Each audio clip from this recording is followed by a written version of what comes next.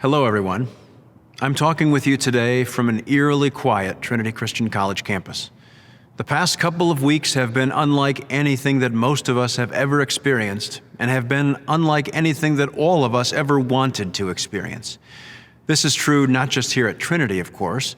The past 2 weeks have upended nearly every sector of the economy, and have brought into focus the matters which are truly most important to us all: faith, family, and friends.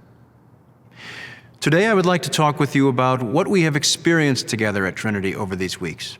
I would like to provide a brief update to you, and I would quite simply like to say thank you. Let me start at the end. Thank you. In ways large and small, I have witnessed the Trinity community near and far come together during this pandemic. I have witnessed faculty seize the moment and approach teaching the rest of an upended semester with optimism, vigor, and a desire simply to serve their students.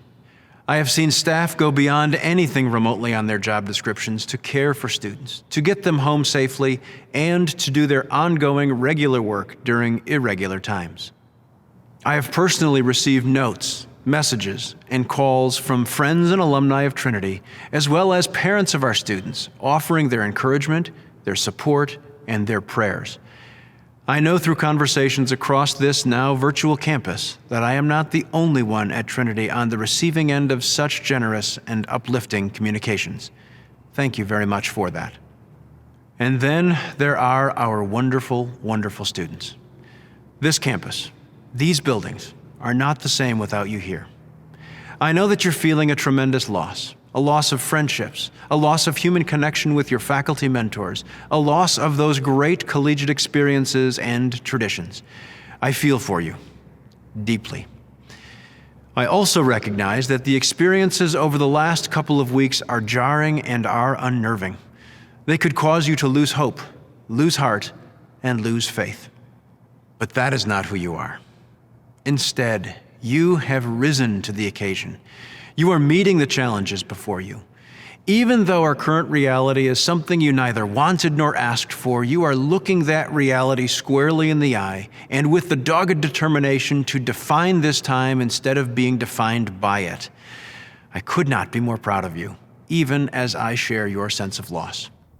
This especially is so for our seniors and all of our graduating students. The final weeks of college life and all of the memory-making experiences that accompany it now is very different for you. I am so very sorry about this, even as these actions have been absolutely necessary to take. As you know, we are postponing your commencement ceremony to a later, yet-to-be-determined date. Commencement is the culminating event in the life of a college. More importantly, it's an important moment for the graduates as well as their family and friends, and one that recognizes hard work, success, and achievement. We, the college community, your family, your friends, want to celebrate with you even as we cheer you on in these final weeks. We will do so at some point in the future, when it is safe again to gather. You have my word on that. Over the course of this semester, the leadership at Trinity has been paying attention to the spread of the coronavirus, hoping that it would not be as serious as some predicted, but planning to act in case it was. Throughout this entire experience, we have collected those messages, policy changes, and updates on Trinity's website, the address to which is on your screen. I encourage you to keep referring to that site regularly for updates and information. Plus, if I might, let me make a plug for Trinity's social media accounts. We are using those communication channels too as a way to share content and to keep in touch. If you do not already follow us, I invite you to do so. Trinity's leadership, from the Board of Trustees to the President's Council, has tried to be as open and forthright as we could be in these hectic weeks. Oftentimes, our messages have been peppered with a fair amount of, based on what we know now, or we're still figuring that out. We have operated out of a firm belief that regular, transparent communication is the best model, even if it means that not every question can be answered right now or every situation determined at this moment. We intend to continue down that same path into the future. We recognize that there are still many open questions that you have, important questions that eventually will need answers and decisions. We continue to work internally and also with various governmental officials in our area, with the state of Illinois, and with the federal government. We are in regular conversation with accrediting and licensure bodies.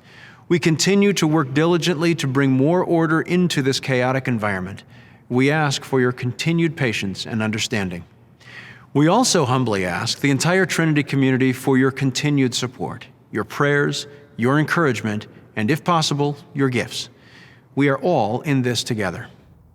And if you would, please especially pray for our students and alumni who are on the front lines of fighting this pandemic.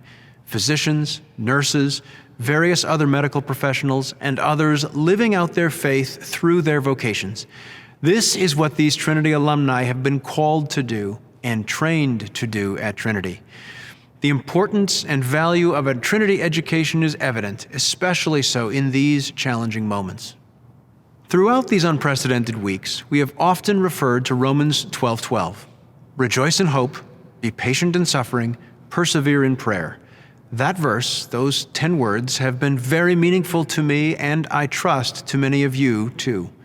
The afternoon before we sent students home, we held on short notice an outdoor worship service of sending.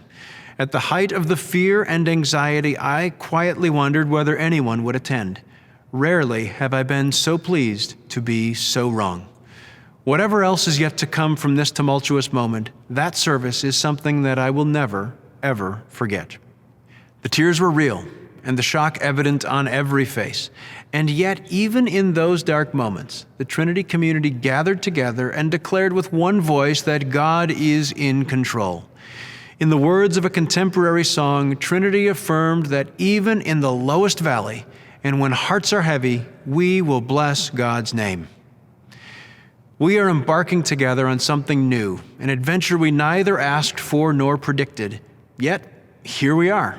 And from here we will go, extending abundant grace to one another and providing genuine care for one another is a reflection of our character, of Trinity's essential nature, and of the love that has been granted to us in Jesus Christ.